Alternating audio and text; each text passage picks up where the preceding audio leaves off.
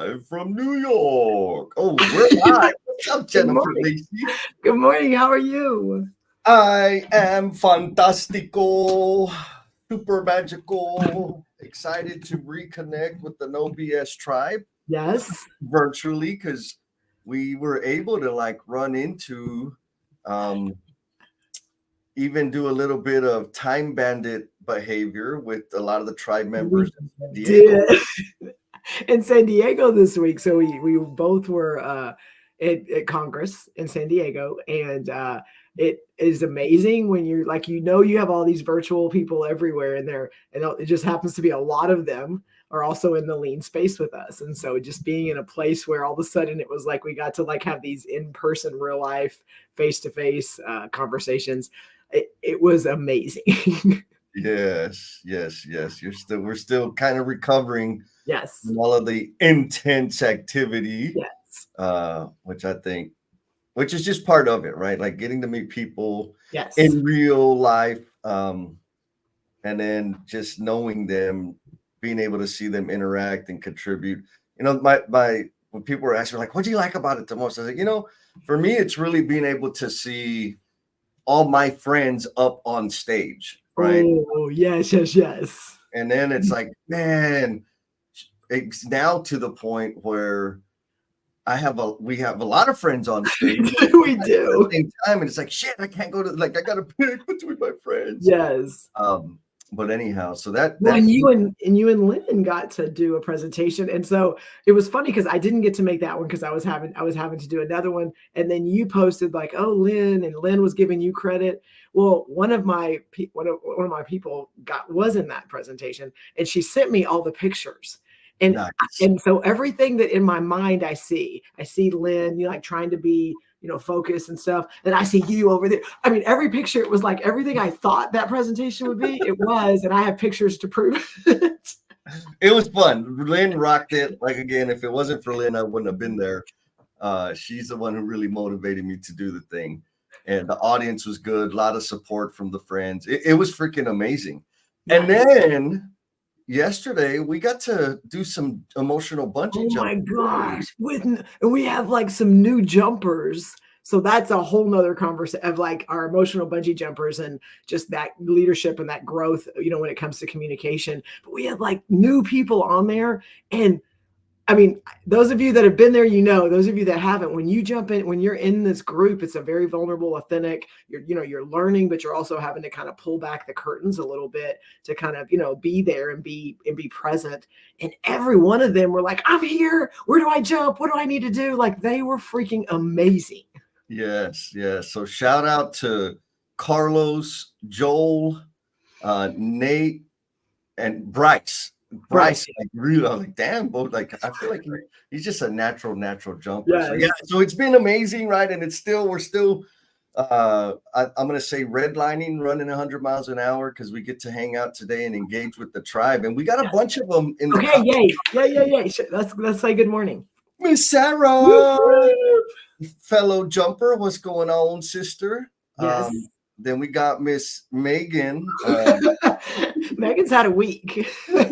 Yeah, she has. I got to meet the family, Jeremy, nice. And hang out. I started my trip in Sacramento and made my way down. Nice. I love Megan's background. She's got the do it like a lawyer pink going on there. Mm-hmm. And then Mr. Jim Guntorius, he's in with Airbuds. So he's in lurker mode today. Awesome, okay. James. Got you here, brother. Norma. Miss Norma, how you doing? She's doing a lot of stuff. She's got lots of classes and workshops going on and stuff, and so she's killing it right now. How about this guy? You know him? I mean, I do, and I'm excited to get him engaged in this conversation today. He's got some things happening in his life that I feel like he could probably contribute pretty well. 100%. Yeah, definitely. I know on the after party last time we got to celebrate his new life development, and it's awesome to be able to see everybody's life continue to evolve and be magic. And then there's Mr. Al. Okay, well he just opened the door. He's gonna get at something. Somebody's gonna bring him in, and he's gonna get to experiment and experience. Oh yeah. All you had to do is ask, Alan. That's it. That's it. And so it kind of reminds me, like, folks out there in the Omniverse, let us know you're there. The best way to help us know that you're out there, like in lurking, or maybe not totally lurking, is to drop a comment. And what helps is, again, we'll know that you're there and we get to celebrate you. And it's also going to get you in the randomizer hopper bucket thing, because at the end or at the top of the hour, we'll do the whatchamacallit. I'll hit the button, the randomizer will do the spin. And if your name gets selected, we'll get a personal invitation to the next emotional bungee jumper session in the cultivation crew for free. You get to come and hang out and like get a real test of what it's actually all about. And I know I owe Jim an invitation, so he will be getting the one for next month, and hopefully we'll add some people to that. Awesome. And then we have Mr. Ernest. Ooh, good morning. I'm going to assume that he's flexing his French there, because I have no idea what bon matin means, but I bet it's French, because I know he studied several languages. And so what do we want to do with the Blue Hearters, Jen? Okay, so this morning, those of you that may have just come across our feed and go, what is going on here? This may be your very first time watching Jesse and I explode in the screens. And so if it is your first time, or if you've been here and you've seen us, but you've not really engaged very much with us, which we understand because sometimes people are doing other things. But today you're going to, maybe make an effort and just let us know you're there. We ask you to add a blue heart in the comments. And like, that's it. That's all you have to do. And if you're not sure how to do that, you right click in the comments and there's an emoji option there. And then when you go to emojis, it gives you the option to put a blue heart in there. And so when you get a blue heart, it does some things for us. Number one, it lets us know, hey, we got a new person. And for us, we get to recognize you. But for our tribe, for our entire tribe who is already here, it's a new person that they get to go and connect with and follow and make sure that that you have now been engulfed in this amazingness. Yeah. Covered okay? Yeah, knockout job, sister. Okay. And what I'd like is, after, we do the live stream and then we do the after party directly after it, usually there'll be one or two people that'll blue heart, like, as they're watching the replay. Yes. And I'm like, oh, man, that's so cool. I gotta go. Yes. So okay, Ernest confirms, yes, that is French. I'm assuming it's good morning in Frances. Oh, we got a blue heart. Good morning, good morning, good morning, good morning. Dr. Arshad Ash Hussein, y'all already know what to do. Yes. Find them, follow them, support them. Doctor, thank you for being here. Looking forward for your contributions into the conversation. Yes. That's all it took, was a little blue heart. Your name is in the randomizer, so we'll see if you get selected. Yes. And our tribe will connect with you and follow you and let you know that we see you. 100%. All right. So you made me create a thumbnail and a banner here. So, like, what are we doing? Okay, so last time we had some conversation in the after party, and I think what elevated the kind of some things that surfaced, and then you and I had, of course, some follow-up conversations, because that's usually how it happens, is we talked about, like, sometimes ulterior motives, and that's kind of what started the little needling into, okay, what can we talk about this week? Is ulterior motives, like when you connect with people, when you're engaging with people, are you doing it for you or for them? And I think it doesn't mean there's a right or wrong. It just, sometimes I think we've realized, you and I, through the course of our career, and even in the last couple of years, kind of the switch and how we show up and how we do things, when you do it one way or the other, like how much bigger and grander and things have happened, and even unintentional things, because of the shift in that mindset. Yeah. 100%. I mean, like, the title that came to mind is like the hook, right? The smoothest path to the life you want. And for me, the best way, it just, things got easier, like so much easier. Like, it's easy for me to think that maybe I just had better goals or different goals. It's like, no, the goals are still this kind of, right? They're still in the same, the same realm, if you will. But making massive progress on them is just way easier now Right. because I shifted fundamentally. And so, folks, here it is, right? You don't even have to watch the rest of the live stream. The way I got on the path to the life I want was by doing for others, giving way more than I take. That's it. It's that simple.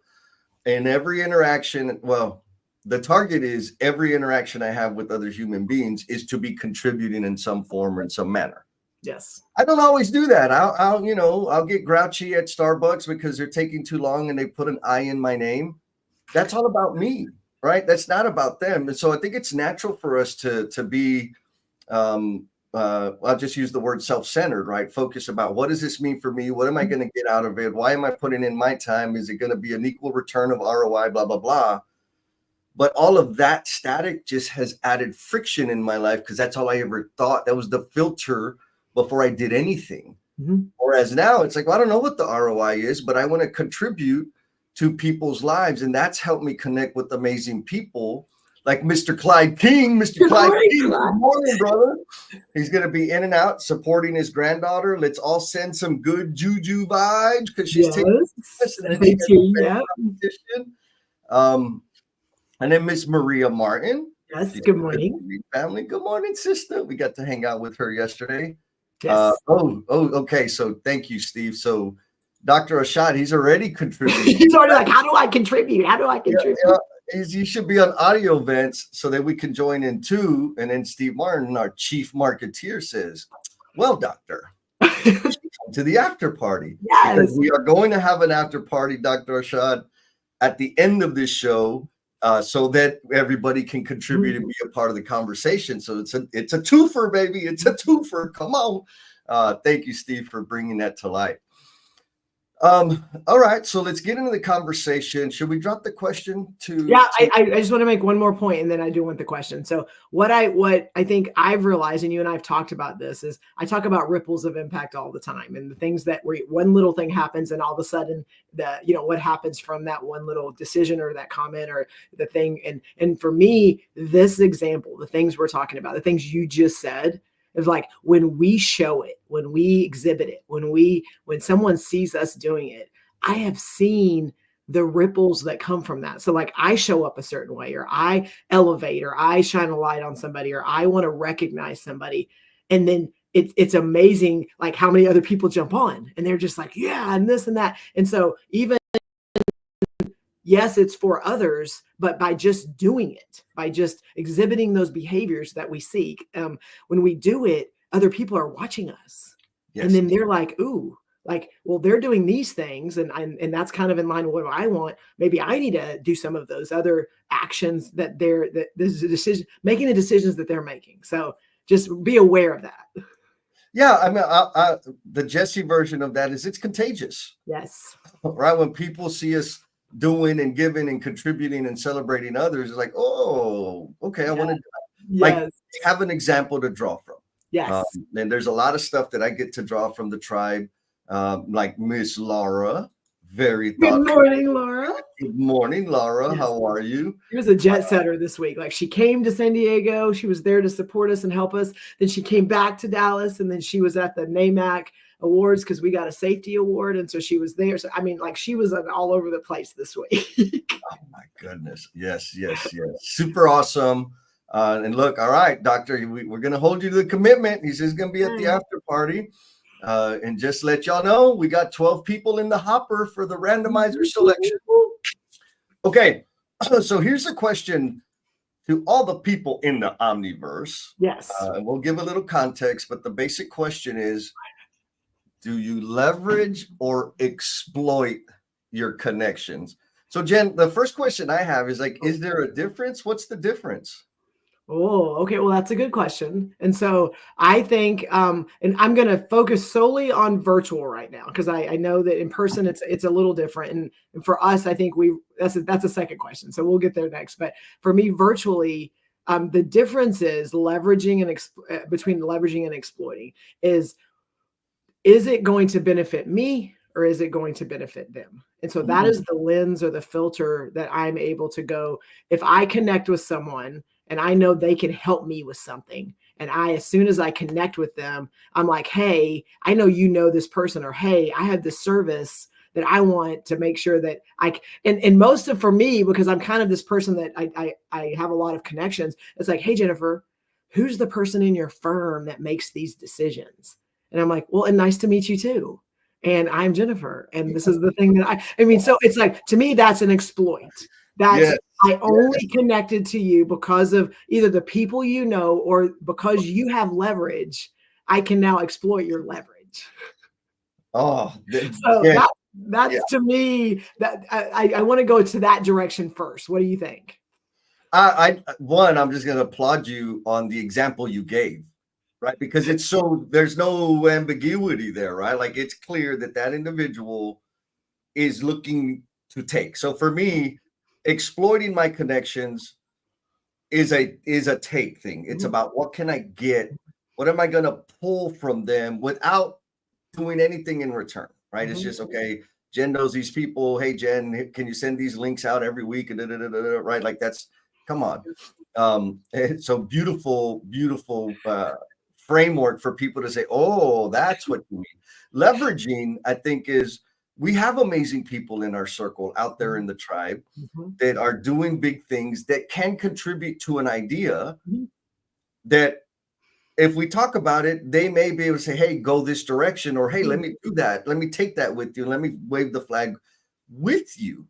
And so that's the leveraging piece. But that doesn't happen, I don't think, until we've invested some time and effort to, like, really understand, where are we coming from? What do we stand for? What do we care about? And so, to the question of, like, exploiting connections, I'm wondering if Mr. Josh Young feels exploited by Jennifer Lacey or What are not. you talking about? He said, here I I'm am. leveraging my connections. What are you talking about? I just, just get a different 360 perspective. And so, Doctor, Okay, thank you gotta you. get some context. Give some context. Yeah, Come so on. it's a good example. And I feel like I get to do this with you, or to you also, right? Yes, yes. You see Josh doing some pretty amazing things out there at Carillion. I'm still wondering, Josh, did Adam ever go visit that project? Um, and Josh is just doing Josh. Him and the whole team out there doing great things with the trades, with the client, with the build, the whole thing, the community even. And you recognize how significant that is. He's just doing, in his mind, he's just doing his job. Yes. And so the I guess where you run the risk of exploiting that relationship is, like, get on stage, you got to share, you got to talk, you got to share. And so much so that he center stage a couple of times this week. And Jason Schroeder came out, videos, podcasts, all the things that, again, and so Jesse, this is a good conversation because it's a line. It's like, right now, that's like no one's seeing it. And believe it or not, I think that's the difference between the exploit and leverage. Is it's not Josh. I'm just going to tell y'all, it's not Josh going, Jennifer, I'm doing these amazing things. Help me share them with the world. Josh is doing Josh. And I see it, but I also know that the things he's doing can help other people. Yes. The things he's doing when he's speaking and other people go, oh crap, I'm in a position like that. Oh, I have the ability to do that. Oh, I mean, like, things that, like, he's doing naturally, other people can start thinking about. So then it is in service of not just Josh and Robbins and Morton and the things we're doing, but also the trades. And when you're going into a new job, how are you building connections and relationships, and how important that is? Like, those are things that I think it can change the way people approach some of those conversations that in the past they're just like, this is the way it is. Yes. And it could feel like a withdrawal. Josh, how does it feel? Let's get Josh's perspective. Josh will answer us.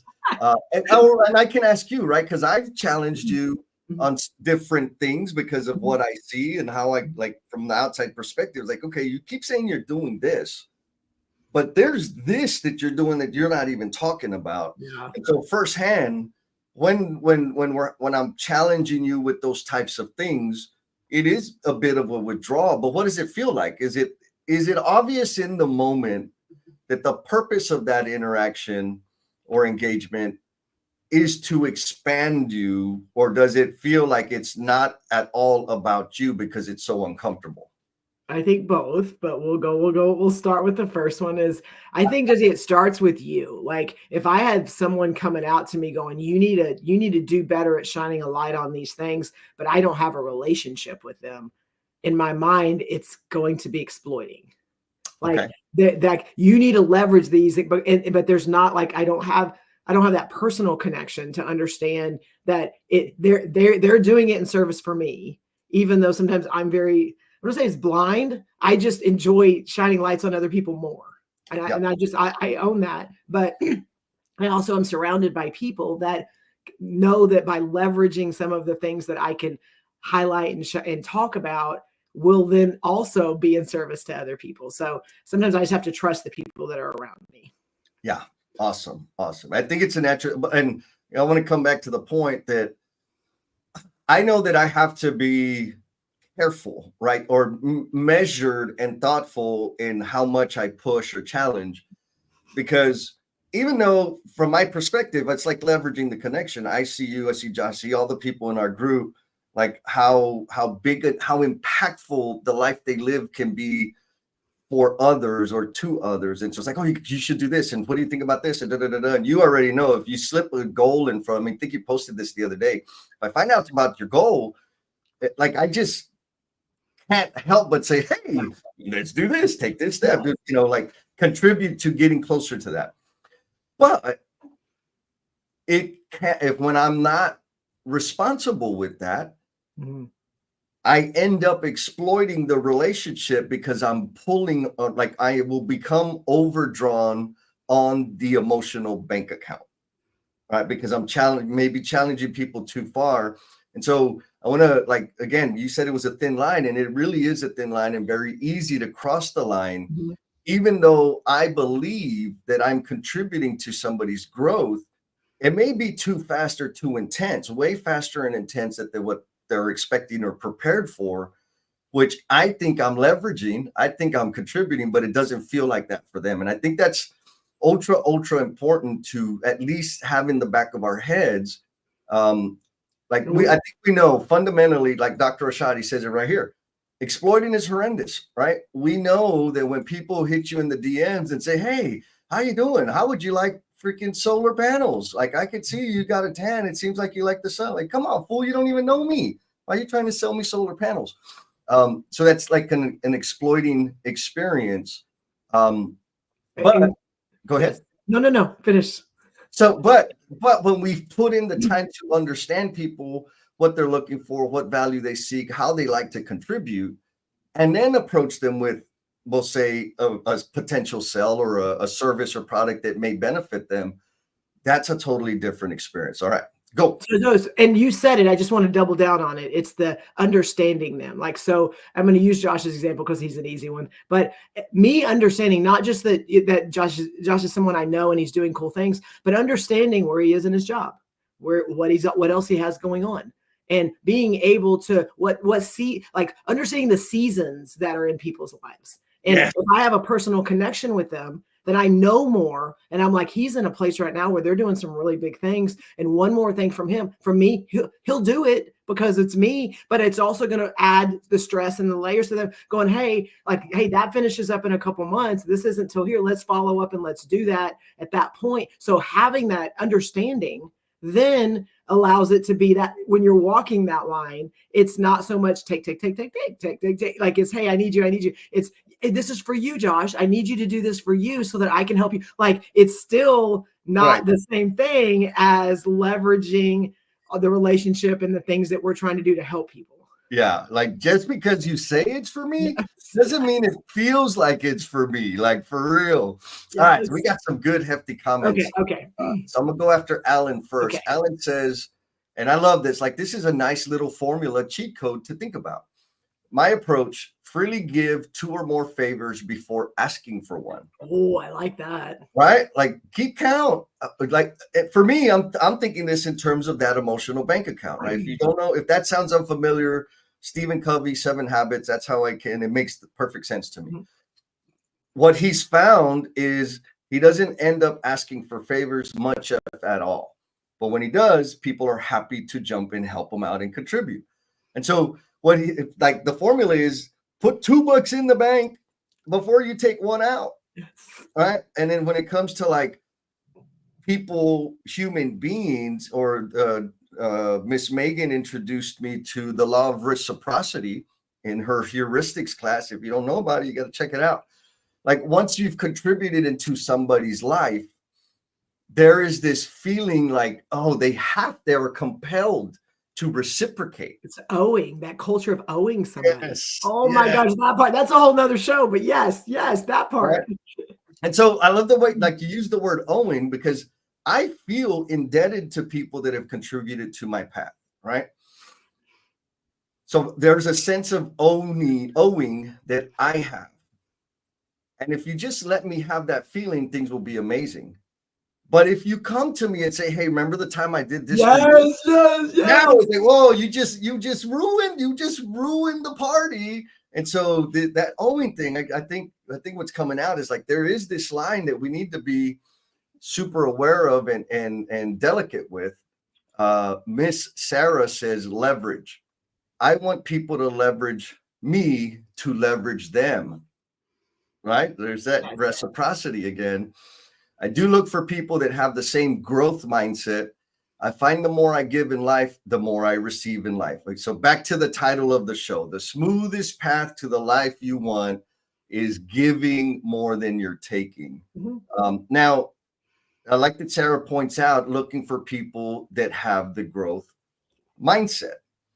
What are your thoughts on being intentional about finding people with the growth mindset, Jennifer Lacey? Well, one, I think I'm in a different place than a lot of people. I seem to attract them. So let me just go there. But I think too, when we think about a growth mindset, like we need to also be aware that sometimes people have a growth mindset also have stabilization periods. They also have like places where they're needing to get clear. And so just because I have a growth mindset, I will own that. But I also know if I am always growing and always pushing and always looking at what's next and how can I bring people in, and I don't just have a moment where I stop and stabilize and get clear and is it working, is it not working, it can get out of control very fast. Yes. I'm gonna again double dip on something you said, that I'm in that state. Like this whole year, that was the target. Mm-hmm. It's an important state to be aware of, especially if you're like a continuous improvement freak, like I am, and Jennifer might be. The stabilization period, right? Like David Verbal, one of my coaches, helped me understand, like, and if you're not there, folks, you're gonna be there, right? When you have massive personal growth, the conditions around you change. Mm-hmm. But because I was experiencing so much personal and professional growth inside me, mm-hmm. I couldn't see that the conditions around me had changed dramatically. And so his advice to me at that point was like, Jesse, because I'm like, okay, this is what's. He's like, oh my God, you're exploding. Da, da, da, da, da. He's like, I was going to do it. Okay, awesome, la, la, la. And I was like, but what do I do next? Like, because I'm thinking, what's the next level? What's the next? Right? Where's the new world, the new universe? That's the CI stuff in us. That's the okay, better. Right. And he said, no, what you need to do is understand your conditions because they have changed. Mm-hmm. And I'm like, and I felt like stopping. I'm like, that doesn't sound. He's like, no, you want the new thing. You're in the middle of it and you don't even know it. So simple example. 5 years ago, I knew people that were decision makers within organizations that, like, I knew their name. They had C's at the front of their title and, this sort of thing.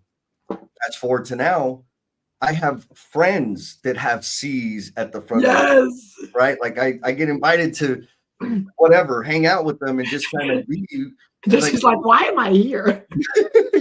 And so the conditions had changed and I didn't see it. Right. Because I was growing so fast. So anyways, the stabilization period for me is like, okay, I got to stabilize my environment. I have to slow down on the new Mhm. let the dust settle so that I understand the new conditions that I'm operating in so that I can serve better. So the stabilization period, Jen, was solid take for anybody out there. Yes. Oh, look, we got a response back from Josh. Of course we did. Josh says, I can definitely say there's a line of wanting to be humble about what you do and share. Because the perception of sharing what you do Mhm. can be perceived as arrogance or bragging. The way I like to balance that is make sure people see the mistakes too. Josh, that's a big one. So I'm just going to throw it out there, y'all.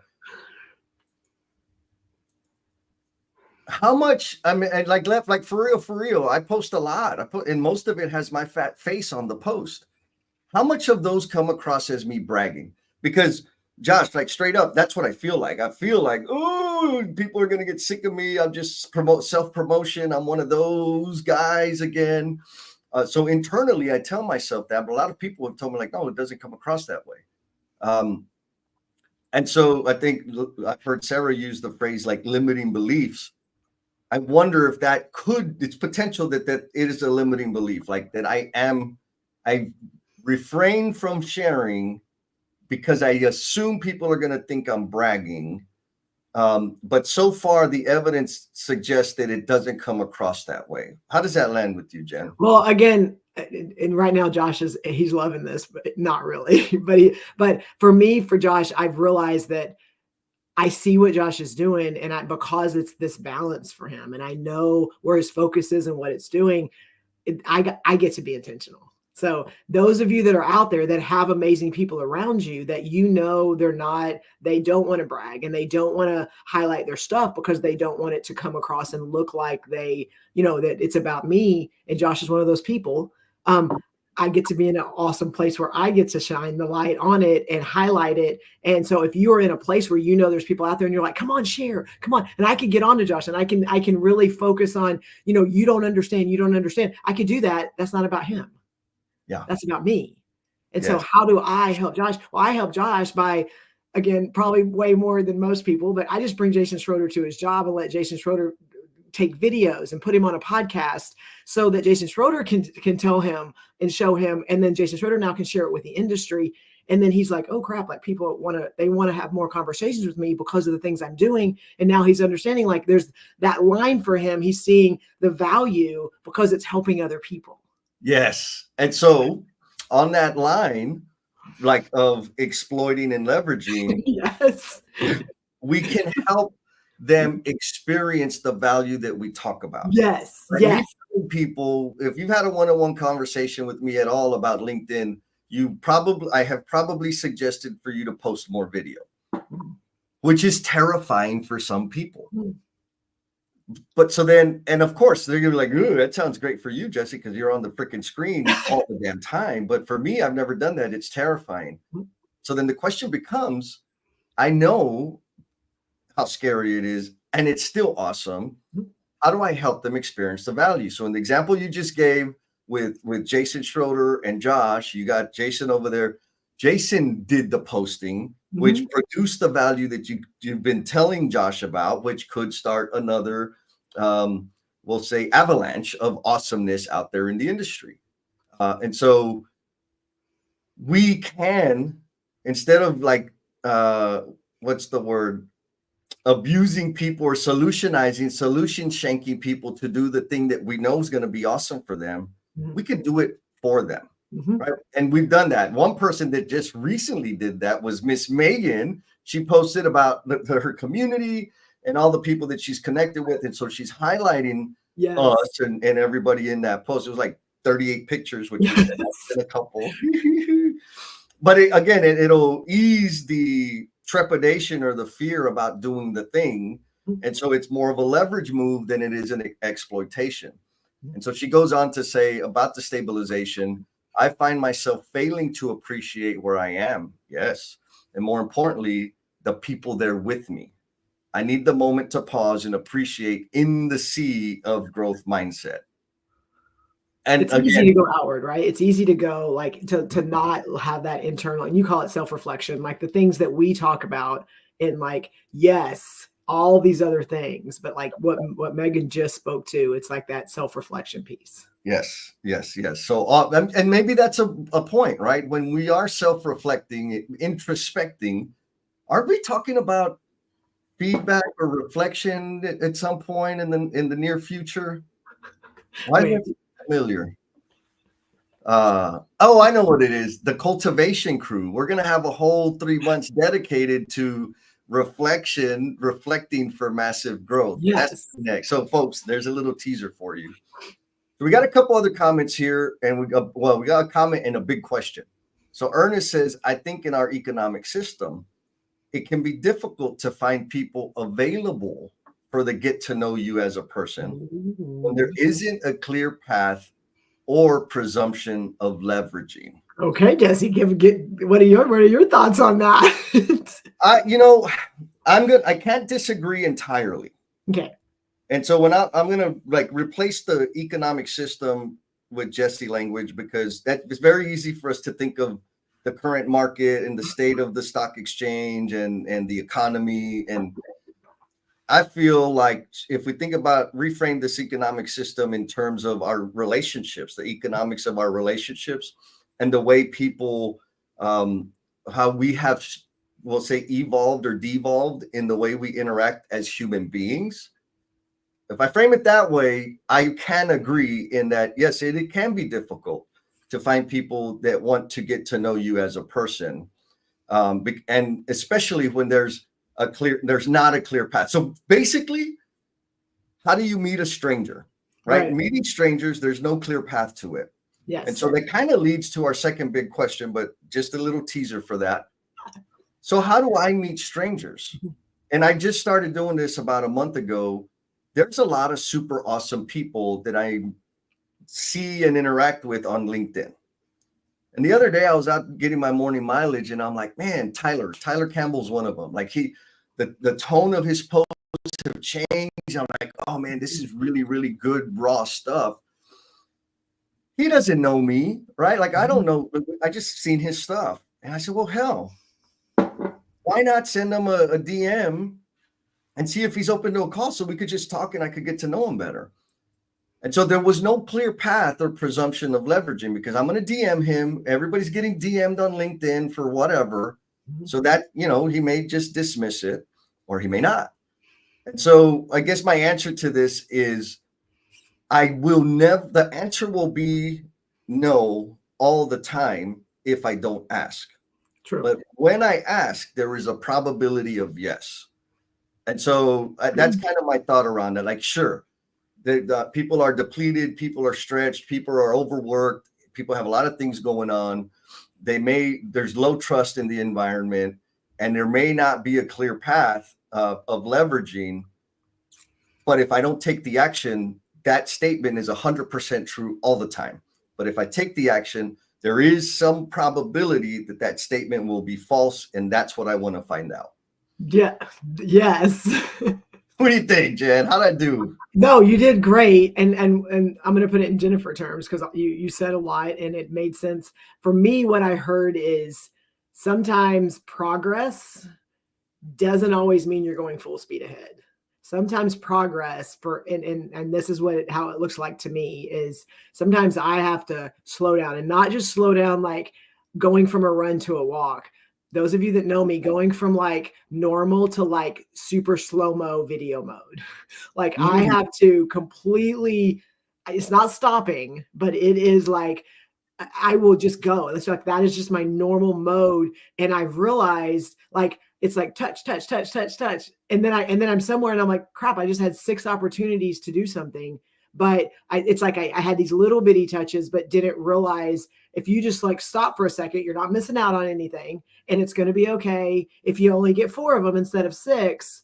But like, am I stopping enough to be able to allow for that personal understanding? Like, he says sometimes you don't have, what if you don't have it? What if you can't get it? But also on the flip side, what if you're just not giving the opportunity for it?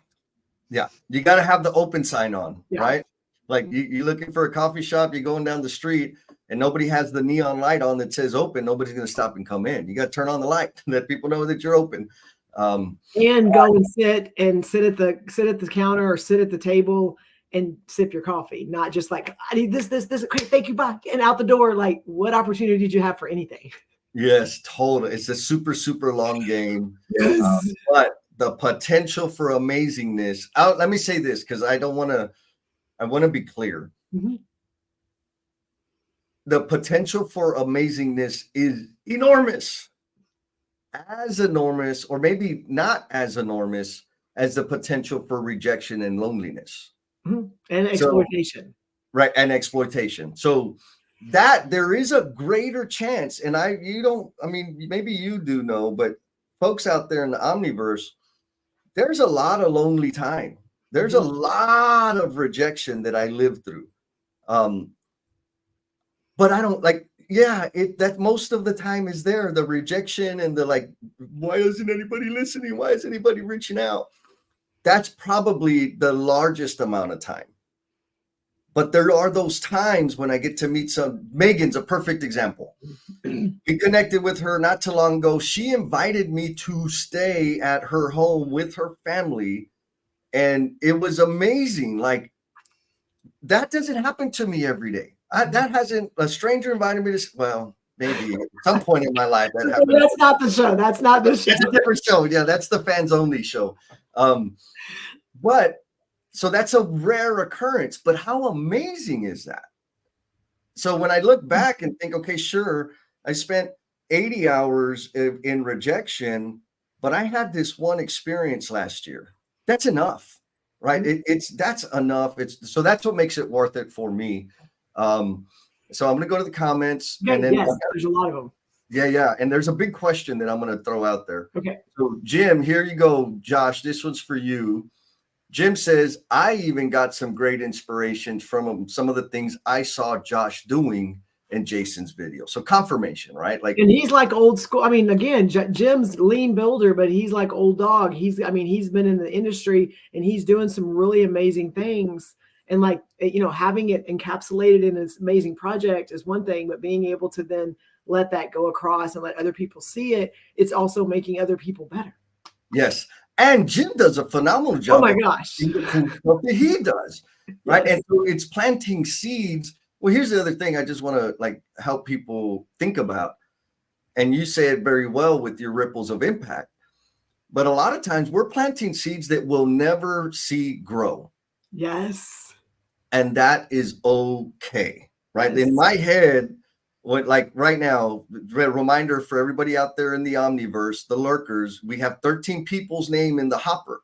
And so if you want to get in the hopper, let us know you're there. Mm-hmm. But you know how many people I met, or actually, I'm going to ask you, Jen, how many people did you meet in person in San Diego that talked about how much they enjoy being a part of the No BS Tribe live streams on Saturdays that you had no freaking idea ever watched us cackling? I'm going to tell you easy, in 3 days, I probably had at least 6 to 8 people walk. And I don't remember, some of them I remember and some I didn't. I'm going to say 6. We'll go low. 6 people walked up to me and said, hey, super excited to meet you.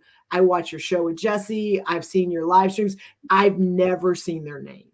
And I didn't really know them other than just maybe LinkedIn, and I've seen them on LinkedIn, but I've never seen their name as part of this conversation. Yet they wanted to make sure that I knew that they watched the live streams and they love them and all this stuff. And yes, that part. Yes, same. I got to shake hands with people, and it's like, oh my God, oh man, I don't know, oh, you want, oh. So again, the seeds you don't get to see that are, but you got to put yourself out there, which I know is scary and difficult, but you'll never convince me that it is not worth it. Yes. Okay. So just kind of bring everybody back. Let's get recentered. We're talking about the smoothest path to the life you want. We gave away the cheat code at the beginning. Reminder, the more you give, the easier it is. Yes. The more you take, the harder it is. Mm-hmm. And so Dr. Arshad, first timer, Blue Harder, folks, if you're just on here, you need to go follow him. He puts it like a real question. So here's the question. Tell me very honestly, does anyone actually make money out of LinkedIn? So Jesse, should I'm take going it. to pose this. No, I'm going to pose this to you right now, because right now you're in this very transitional place where you're like doing some different things, being very intentional. And you're already out there, you're all over the place. And so now you're trying to be a little more intentional. And how does that connection come back and be able to serve you? Yes. So like, So what is that? I'm going to answer this two ways. I'm going to answer it a foggy way, because yes, and then I have two very specific case study ask examples that tell me yes. So the foggy way is absolutely right. Like my visibility, the stuff that I put out on LinkedIn, I know has helped people decide whether they like my flavor or not. Mhm. Because the way I am here is the way I am in person, and in person it's amplified even more. Mhm. So if my casual style of communication, my goofy, wacky craziness is too much for you on LinkedIn, you could decide like, I don't want to work with that dummy. He's not going to spell correctly. His grammar sucks. He's going to use foul language. Like that's what you're going to get. And so Mhm. it helps people. It helps attract and repel people. Mhm. I've had clients comment that my visibility on LinkedIn help them in some form or fashion make the decision because their people resonate. I resonate with their people or whatever. So that's kind of the foggy one. Yes, it is a mechanism or a tool for me to attract the crazies that appreciate my flavor of crazy. Okay. But that's not direct. Directly, absolutely. And it's harder to find this, right? And so one example, it was a long cycle. Met an individual who reached out to me, saw me on LinkedIn, saw the podcast, sent me a DM, and hey man, I like what you're doing. So we started a relationship, started communicating. That grew into me going to visit his project and see what's going on out there. I was in the same city he was in. I was like, all right, man, I'm gonna stop by. Let's meet each other. Blah blah blah. Fast forward 18 months ish, I end up locking in a deal with the employer that he works for. And so there's 100%, like the connection began through LinkedIn. It took 18 months for it to turn into revenue, but it absolutely happened. So the question, like the data point is, had I not been active on LinkedIn, I never would have met him, never would have produced that revenue. That's one. The other, super recent, somebody that I've seen interact on my LinkedIn a couple, like just kind of loosely, got to meet him in person. And this was in the span of like 3 months. Met him in person, had a conversation. They kind of started a new initiative, sat down for dinner, like, man, we need to work together. Absolutely. And his words were, we want to go down this path. Been watching your stuff, your messaging, the way you think, the way you talk about things is what I think we need.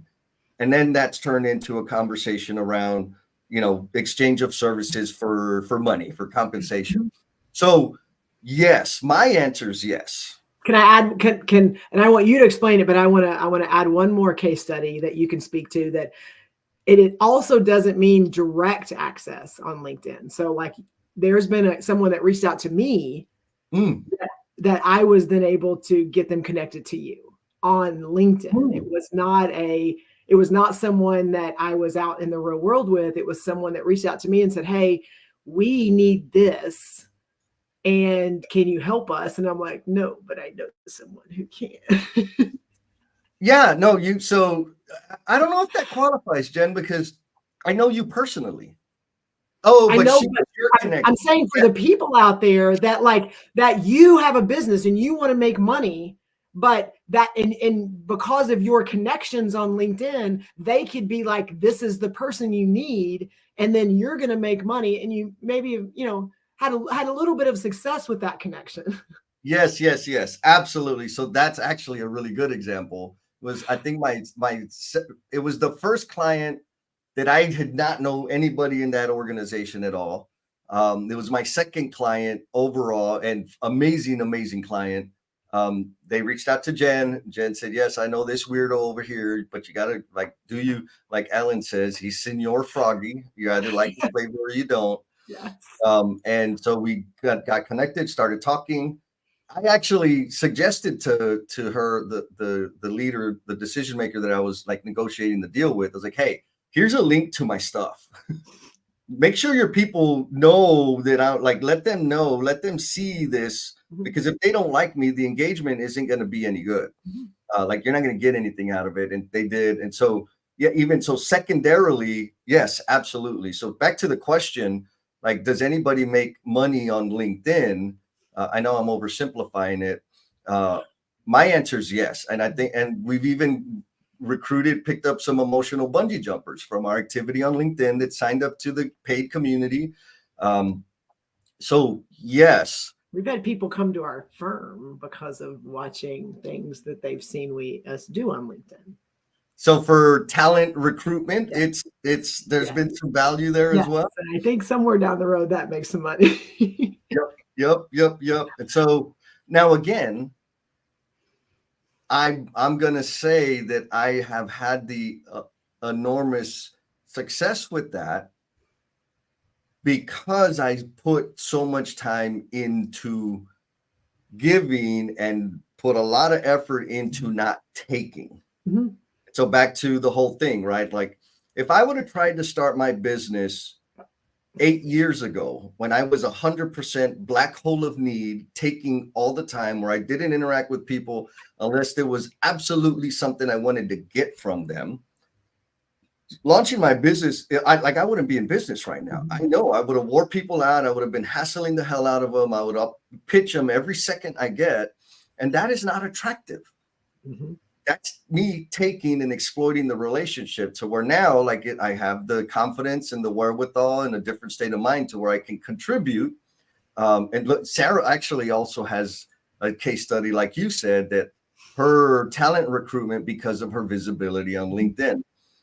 So that may not be a direct line to earnings and revenue, but it absolutely a direct line to growth and sustaining a business if you're able to attract talent because of your visibility here on the socials. But I think that's a great question. I mean, that's a great comment, Jesse, to make the transition to the next question. Okay. We're going to go to the next question after Alan's comment, because Alan is dropping wisdom. Alan says, what many folks don't often realize is that progress can be seen as a vector, i.e., it is composed of both direction and magnitude. Is the goal, if the goal is to run a far distance, or is the goal to reach a destination? All right. Oh man, I love this, Alan. So my answer to the question there, or like it's a two-sided question. My goal is to run far. Yes. Because I know when I have a specific destination as my goal, that it's far smaller than what's actually available to me when I am focused on contributing to the life of others. That's my answer. No, and mine is run the far distance too, but mine is also if I'm running the far distance and I don't have a goal in mind, I'm very intentionally paying attention to what's happening along the way. Where if I have a goal, it's like, ooh, get out of my way. I just got to get to there. And I'm losing so much opportunity because all I see is where I'm trying to get to. So that journey piece, and everyone knows that, like, that is my, like, it's never a destination. It's always that journey that's getting us to that whatever's next, but that's not the end goal. So no, yes.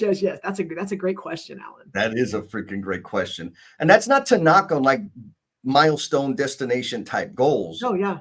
But I know that I got a million milestones along the way. Some of them I can't even fathom yet, but they're not at the end. The end is just like, how far can I go? How much of the gifts and talents that I've been blessed with can I spend? I want to spend and spend and spend them until I run out of them. And so that's kind of the goal. Like, can I run out of this? Can I exhaust the gifts and talents that I've been blessed with? So far, the answer is no. Okay. On to the second question. Okay. And so a little bit of context, right? So the question to the tribe out there, let us know in the comments. And reminder, we have 13 names in the hopper. And so folks that you've already put your name in the hat, I'm sorry, but I want to minimize your chances so we have more people to play. All you got to do is leave a comment, an emoji, or something. That'll get you in the randomizer selection that we're going to be doing here in the next 5 to 10 minutes-ish. But the question to the tribe is, do you show up the same way? And so kind of, again, are you giver? Are you a taker? Are you exploiting, or are you leveraging? You will be found out. Like, I don't know any other way to say it. You will be found out if you're pretending to be this person, this very crafted and manicured profile, we'll say, on social media. And then when people meet you in person, it's a big fat disappointment. I know I've had a couple of those, not a bunch of them, but a couple. Like, oh, I thought, like, okay, you're not as tall as I thought you were going to be, type of thing. And so showing up the same way all the time is an indicator. Okay, like, you're a solid person. You're not just going to exploit me, or you're not just going to contribute. You also would like something in return. So that's the context. Jen, why is this even a question on the board? Well, I think for me, it's two big things. Number one, it's I'm going to make it personal. It's my visibility right now. I am on LinkedIn. You and I do a lot of stuff. I also speak. I also am in a role within my firm that I touch every person in, my, 700, 800 plus firm. And I had to make a decision. Am I going to be Jennifer with Jesse here, and then I'm going to be Robbins and Morton face here, and then I'm going to be, hey, I care about you and I want to elevate you here. And if that's not the same person, if I'm like, I got to be in this place and then I got to be in this place, and if I'm not the same person, my life would be crazy, just a freaking mess, trying to figure out which mask I'm putting on, or which jacket I'm putting on. And so so the personal pieces, and I say this, I've said this before and I'm going to say it again. My daddy said, Jennifer, if you always tell the truth, you don't have to remember what you said. And I live by that, because if I can just be real and genuine in every place I'm at, and I'm in California, then I'm in Atlanta, then I'm in Birmingham, then I'm in Texas, at no point do I have to have someone go, wait a minute. When you were over here, you said, like, that's too much. We've got a lot going on. So I can't do that. So personally, it's just easier that I can just be me. And there's people that like you said, like, it just, that flavor is maybe not, it's a little more for them or too much for them. And that's okay. The bigger piece for me is I also represent a company. So my face and where I'm at and doing stuff, Jesse, with you or anywhere else, I also represent a firm. And I could represent and say examples, and I can do all these things. And then people get to interact with my people that work for my firm. And if I'm out there, saying all these things that we are doing, and then they get to hang out with them for a couple of days and go, that's not what they're doing. That's not really, like, Jennifer's saying all these things and that's painting a beautiful picture, but like, for real, in the background, Josh doesn't really care about people, or, I'm saying, or, this is not a genuine. So then it discounts anything I say, even if there's really good things happening. Yes. So my point, I guess, is, like, I'm not asking you to lie. I'm also not asking you to sugarcoat, like, none of those things, other than just be genuine. Like, yes. If your percentage is this, then say it's that. If you struggle over here, like Josh said, if you made a mistake here, like, be genuine in what you're saying, so that later on down the road, when someone does come work for you and they do see the inner workings of some of the things that are happening, they're not going to go, oh, that she misrepresented what was going on here. Be open and honest in what's going on, because that, I think, you're going to attract more, and you're going to get more people to buy into things when you are being genuine and telling people what's really happening, instead of just trying to paint a pretty picture. Yeah. Did that answer your question? Yeah, totally. I mean, so it's easy to celebrate the highlights. It's easy, like, especially when I'm representing my people or celebrating them, I'm just going to talk about the amazing stuff. So I filter out all the realities, right? Because we're people, there are some dirty details.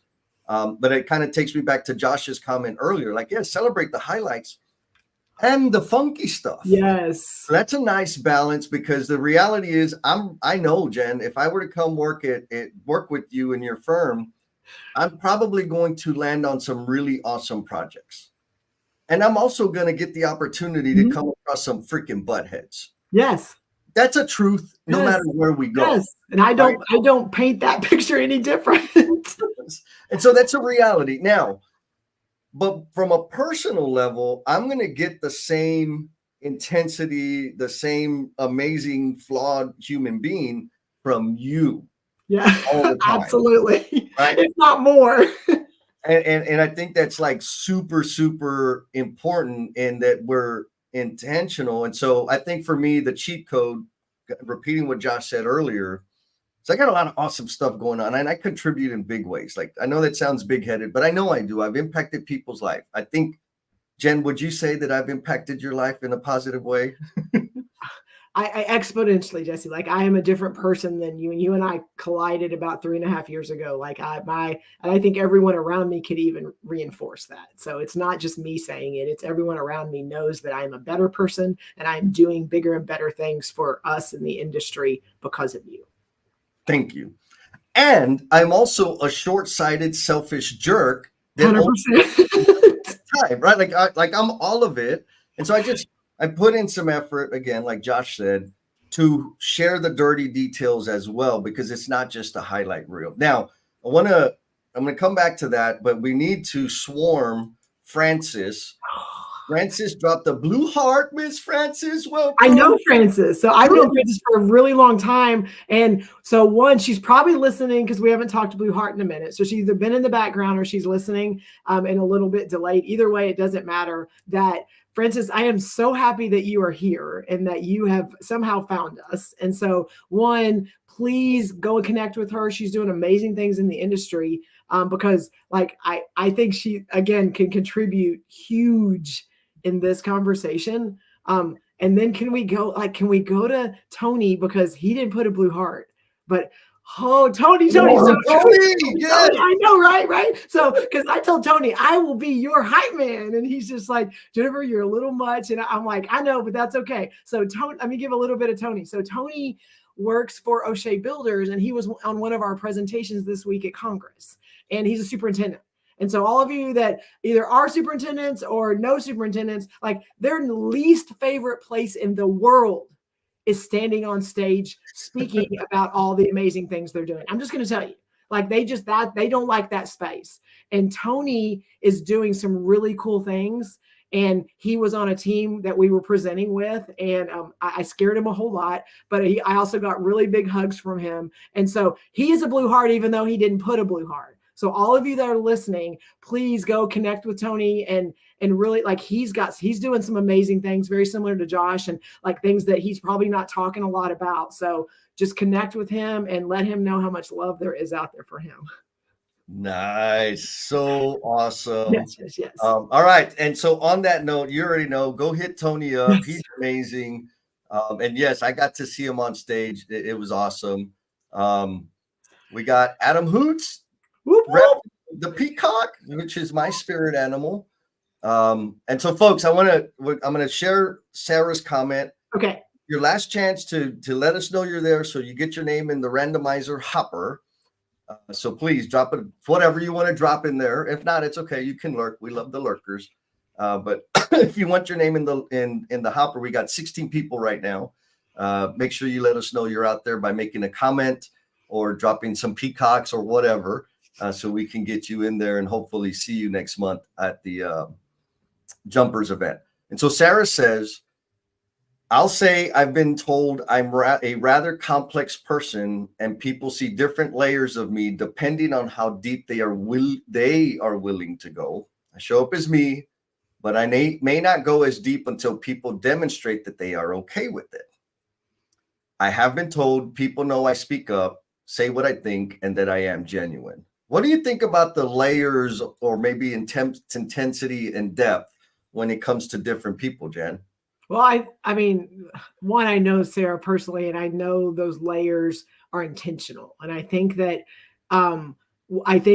sometimes we see glimpses of people and then we get in front of them and we're just like, oh, like, okay, I thought they were this person. And I think we have to do a little bit of self-reflecting, because I think we show up and we expect everyone else to just pull back their curtains and pull all their layers away so that so we can see who they are, but we're not showing up that way. I think sometimes we're very guarded and we have our armor on because we're like, oh, I don't know about this. I'm not sure I can trust this. I'm not sure I'm not sure this is going to benefit me, or, I'm not sure where this is going. And this is a whole other conversation we've had about trust and vulnerability, which, whatever, we've been there, we've gone down that road. But I think we're realizing that we've got to be able to show up and be able to be willing, we talked about, like, sometimes you're going to get hurt. Sometimes it's not going to go the right way. But are we willing to kind of pull back those curtains and really be in that conversation and be willing to go there, so that those layers, that we can get through some of those layers that people, I think it's a hard industry. Like it's to guard us. It's to protect us. It's not to deceive somebody. And I think the more that we realize that everyone else we're interacting with are human beings, and they are people that, have had past things happen to them, and they're wanting to make sure that they're not going to get blasted. And so they've got to believe that we're genuine just as much as we need to believe that they're genuine. And so how do you do that? You do that by having conversations. You do that by interacting with them and sharing things with them that, that are a little vulnerable and that are a little bit more than maybe what they're used to seeing, so that they're going to be willing to go, you know what, I can do that too. And I think sometimes like you and I say it all the time, you have to exhibit the behaviors you seek. Yeah. Awesome. Well, and I'm going to add, because maybe I kind of feel like what Sarah is saying is, like, sometimes I'm just too much for people. Yeah. Right? Like I concur. I'm in that boat. And people ain't ready for, like, whoa, that is not what I expected. That's not what I wanted. And so there are times, like, I think what I'm taking from Sarah's comment, that I will throttle it back because I'm sensing that, that like they're not prepared for that, or that's just way outside of their comfort zone, and I'm going to alienate them or lose them. Mm-hmm. What had happened also is people afterwards are like, I didn't get all, like, what was going on, Jess? Well, I thought you were, like, all about no BS, and you didn't, like, bring it like you normally bring it. And it's like, oh yeah, you're right. Like I didn't. And here's why. Which is hard for people to understand. Like, I thought you were the same person all the time, everywhere you go. Like, well, yeah, sometimes I'll have to tone it down a little bit. And it's freaking hard for me to do that. But in my head, there was intent behind it to not violate somebody's space too much. Like, I'm going to violate it, but not too much, right? I'm going to get all in there, but I'm not going to touch the no spot, right? But I'm going to get close. And so there's this thing where I run the risk of being judged because sometimes I throttle it back. But read the room, basically read the room. And when are those times where it's like, oh man, I got to go there. Here's my secret code. Ask for permission. Mm-hmm. Just ask, hey, I see something. May I point out an observation? May I share something that I think I see? And so, folks, whenever you hear me say that, be ready, because it's coming. So two things, Jesse. So Denver, I got to meet in San Diego, and he made sure he got his name in the hopper really quick before. So that's super exciting. Denver, thank you for being here. I think he's maybe been around, but anyway, make sure you connect with Denver and do that. And the other part is, I want to go back to Tony real quick, and that because he's amazing.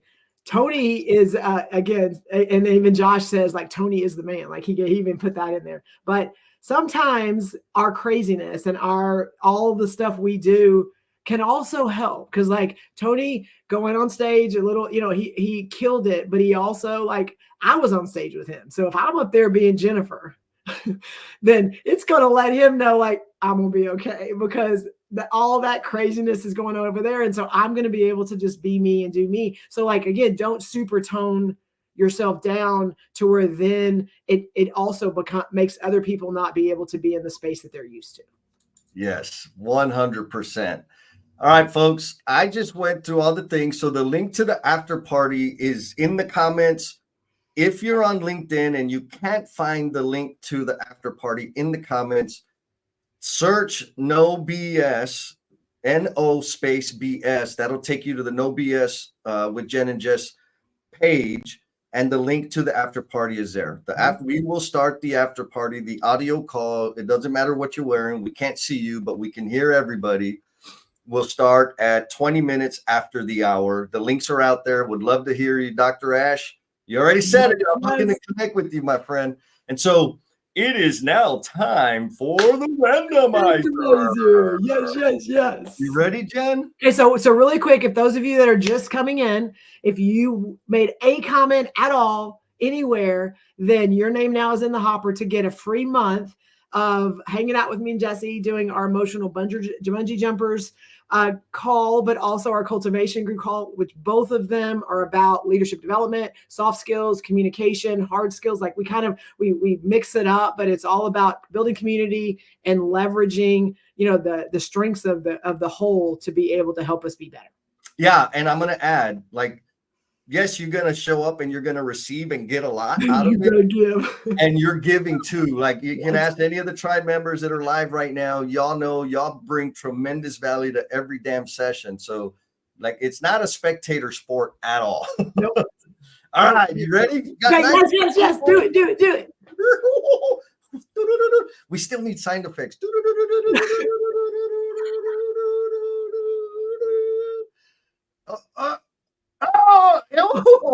Jesse, what the heck? Well, I'm just gonna say it because Alan said, "Hey, I'm ready to jump." Yeah, you're gonna use I Alan. don't need to use it. Okay. I'm giving it to Alan. So, Alan, you are on the board, my friend. I will send you some calendar invites because I already got your email. And so there we go. Man, that was awesome. That was easy. Why that happened? It's because I put the links to the after party. So next time I need to do that after the randomizer. Yeah. Sorry, y'all. I stole it, but Alan is gonna get it. Totally rigged, right? People are like, this is bullshit. I thought he was about giving. Look at him taking. Look, Josh already did it. Like, immediately, Josh is like, rigged. Thank you, Josh. Thank you. Oh, Josh Wallace came. Now they're coming after me. Cheater. Wait, I got some support. Here. Oh, look at that. Adam saying, do it again. I love it, man. I love it. So, lesson learned. Continuous improvement next time. I won't post the links until we do the randomizer. Look at, son of a gun. That's so good. That's gonna be a clip. I'm gonna have to clip that out and share it with the Omniverse. All right, folks. Again, the link to the after party is in the chat. It's all over the place. That's why I won the randomizer thing. Closing thoughts, Jen. Oh, today's a big one, I think, because one, it's been a big week. So I got to not only be out there and celebrate and shine a light on a lot of people, but I had a lot of FaceTime with people that I'd never met other than LinkedIn. And so that's always, again, another layer of some of those opportunities for us and what that looks like. And everyone I met were the same people that I've been interacting with. And we had some new names pop in today for the conversation.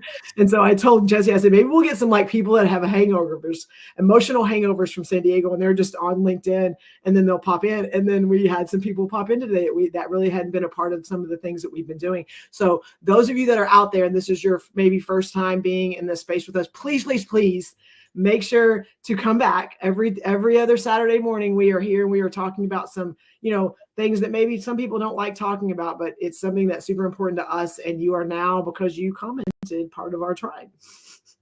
Yes. Thank you, Jen. And folks, I got 2 points. One, Sarah says like, yeah, that couldn't happen.